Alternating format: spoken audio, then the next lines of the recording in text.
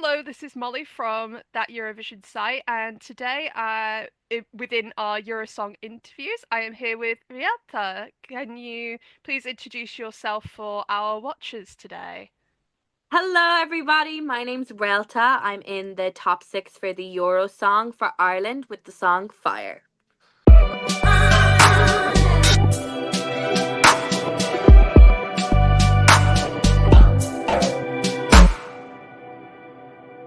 So, what made you join Eurosong 2025? I, on a whim, honestly, I had written the song already with Ryan O'Shaughnessy. You might know him. He represented Ireland a good few years ago now. Yeah, so we had worked on the song, and the song was like 3 minutes 10, 3 minutes 11, something like that. And I got an Instagram pop-up ad that said, "Submit your song for the Earth." And I was like, I can cut this down to 3 minutes. That's no problem. And yeah, I just submitted it, and here we are. I was looking to get it on TV and films and stuff. You'll hear a lot of people being like, "Oh, this needs visuals. I'm with you guys. I'm with you guys." I was seeing visuals. I just didn't want to make them myself. Um, so then, yeah, I was like, at least the right people will be listening to it. Do you know, that sort of way? Like, I think this year there was over 200 entries. Like, I wasn't banking on this at all. But I'm so excited to be here. The song is magic. I think that's why it was chosen. Like, it is such an amazing song. And I'm so glad that this is my entry. Like, this is what I get to put forward. I'm so inspired and proud of the song. So, the song is sort of, and your genre and the songs are usually around sort of like the folk genre, if I have that Yeah, right. So, yeah. what got you into doing songs around that genre, and what got you into that genre in general? It's it's something that just kind of comes through me. Do you know that sort of way? Like, Mm. I learned guitar to write songs. I wasn't really very interested in learning other people's songs. It was just to learn the chords, to write my own songs. And then once I had learned the chords and started writing my own songs, folk is what came out. Um, I think it kind of leans that way because I care so much about lyrics and I care so much about a message. And that is the basis of folk music, is a message that needs to be shared, and sharing traditions. And yeah, I write in a lot of different styles as well, but I just have one album out at the moment. I was like, let them see what it mostly is without confusing them too much. But yeah, I love it. The main thing about myself is I'm not entirely cut to one genre, but like the genre is Reylta. Like, my vocals will always be that, and they will always shine through, and that's what connects all the songs. Okay, so speaking of folk, you were named Galloway's alt folk queen via the Irish Independent. How do you feel about sort of gaining that nickname from such a big publication like that? I love it. I love it. I'm from Galway, so I'm a big Galway head. Like, it's a great thing to be from Galway. Anyone from Galway will tell you that. And then yeah, I am a diva, I am a queen. I think they're just writing down what we all knew in our hearts, Exactly. you know? Exactly. Um, so what would be your dream collaboration? So think of like any of the artists that you like. You could narrow it down to the folk genre if that's easier, but what would be your dream collaboration? I would love to work with Hosier, Florence and the Machine. That would be crazy. And then a little bit out there, a little bit to the side, Bonobo. He is amazing. I'm obsessed with all of his songs. The not it's probably not the newest anymore because he's always constantly releasing stuff. But what is that one? Is it Tidal or Waves or something? He is just the most beautiful EP, and Jordan Rakai is on it as well. And God, I wish I was on that. Get me on that. Get me in there. Bonobo, if you're listening, I love you. I love you. I'm sure you will one day. I'm sure you will. But so speaking of like collaborative sort of elements, you used to work with a band, I think on your first single that you released, if I'm correct. Yeah, I still work with the band. The band is usually how my songs go from just a little song that I write in my room into a fully fledged piece. It's the having the seven other amazing musicians with me that just elevate the piece to another place and give it this ethereal feeling. They won't be with me for the Eurovision and for the Eurosong because everybody knows you're only allowed a certain amount of people on stage, and my band wouldn't fit. They would not fit. And this song was actually written to record, which not something I'm very used to. Um, like usually I write the song, perform the song, do it live loads and loads of times, and then record. This song was written, recorded, off we go. So it is a bit of a different journey for me. But my band are still here and I still love them very much and they're still around. They haven't left me. So speaking of how was it like going from performing with your band to now performing at Eurosong as a solo artist? What is that transition like for you? Um, it's gonna be fine. I'm still gonna have people on stage and um yeah, like I just love to be surrounded by people and stuff. But I have been practicing this song a lot and doing a lot of solo gigs on my own. I do a lot of solo gigs on my own because Reylta is me. It is the band, it is everything, but it also is me. And I've always been used to having just on my own, two pieces, four pieces, the whole shebang. I just love to perform, so any excuse to get me on stage and in control of a crowd, sign me up, get me there. It's kind of like Selena Gomez in The Scene where she had her own sort of band thing, but it was mainly sort of her in a lot of it. I'm just throwing in a reference. But so who's your favorite Eurovision artist? This year in general, In general, but if you want to narrow it down to this year to find that easier, then you can do. no. Let's do general because I've only been like consuming what really comes up on my feed. So you've got like Albania, Norway, like you've got the things that are really coming up on the thing. So I wouldn't want to just call out someone because they're getting the most clout. Maybe there's someone with a better song. Me, maybe. Who knows? Um, I love Ukraine's entries usually. Like Mm. I just the blend of traditional Ukrainian singing, which like actually it doesn't even come from the heart. It comes from all the way back here. It is amazing. It's like ancestral things just flowing through them. So I love Go Ah Shum. Big fan of that. Mm. Really love My Sister's Crown. Loved that. Conchita Wurst, of course. Yes, Like yes.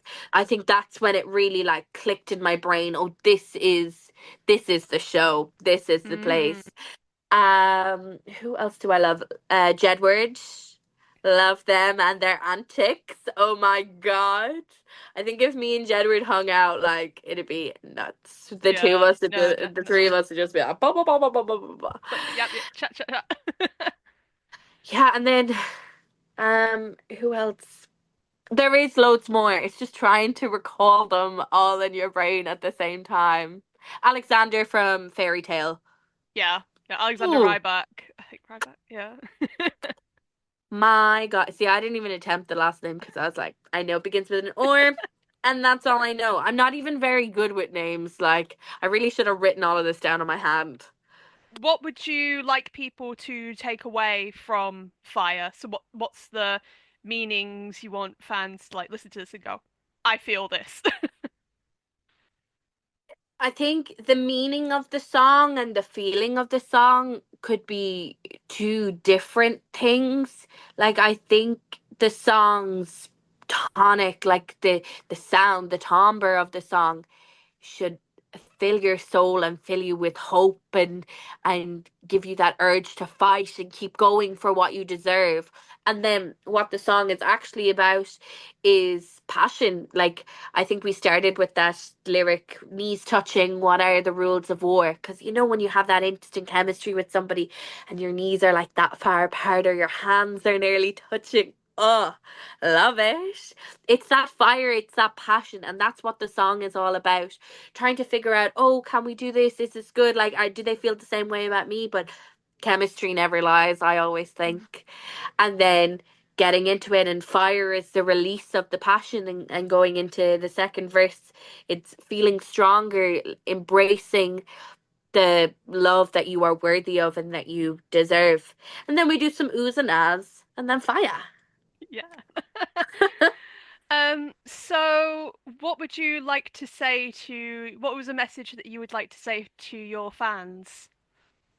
Thanks for coming with me on the journey. I'm having the most amazing time, and I'm so glad to share it with you all. Message me, get in contact. Let's make this a thing. Like, I want you here as much as you want to be here.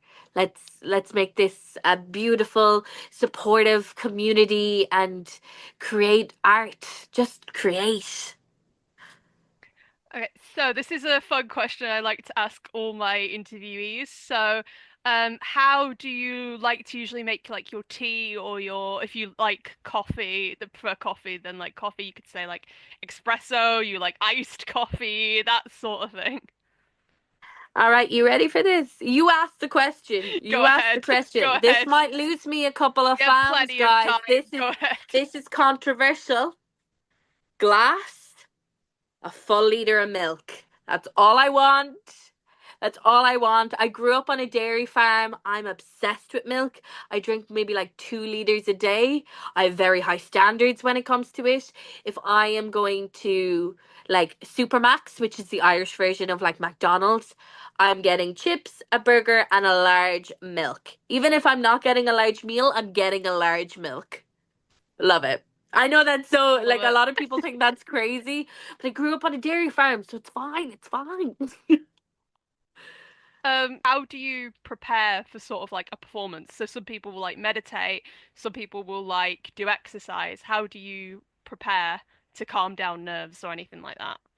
I think I'm on the opposite end of the spectrum. I am more comfortable on stage than I am walking around.